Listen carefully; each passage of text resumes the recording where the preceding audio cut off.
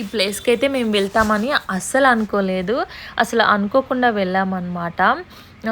నేను ఒక 1 ఇయర్ నుండి ఇన్‌స్టాలో చూస్తున్నాను వీడియోస్ అయితే. చాలా బాగుందని చాలామంది చెప్తున్నారు. ఇంకా వెళ్ళాలనుకుంటున్నాం కానీ అస్సలు వీలవ్వలేదు. ఇంకా ఫైనల్‌గా అయితే వెళ్ళిపోయినాము. ఇది ఇక్కడ చూడండి, మీకు చూస్తేనే అర్థమైపోయి ఉంటుంది కదా, గాంధారి కిలా మైసమ్మ టెంపుల్కి అయితే వచ్చేసినాము. ఇంకా ఇక్కడ నా చిట్టుతల్లయితే సాహసం చేసిందనే అనుకోవాలి. ఎందుకంటే ఆ కొండల పైనుండి వస్తుంది. అసలు ఎత్తుకోమని అస్సలు ఒక్కసారి కూడా అనలేదు.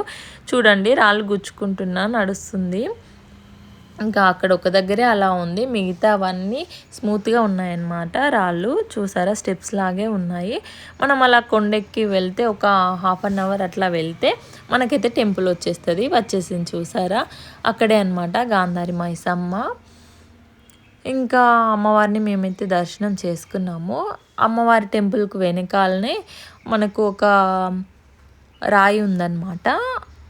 నేనైతే అల్లుబండ అనుకుంటున్నా, దాన్ని ఏమంటారో నాకు కామెంట్ చేసి చెప్పండి.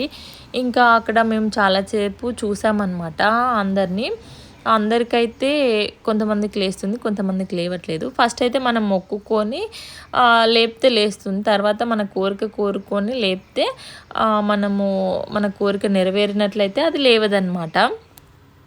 నాకైతే లేవలేదు, నేనైతే చాలా టెన్షన్ పడ్డాను. ఇంకా మాకైతే దర్శనం మంచిగా జరిగింది.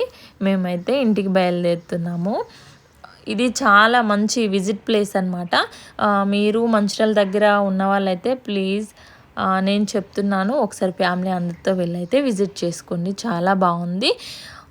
ఎంతమంది ఈ టెంపుల్కి వెళ్ళారో నాకు కామెంట్ సెక్షన్లో కామెంట్ చేసి చెప్పండి.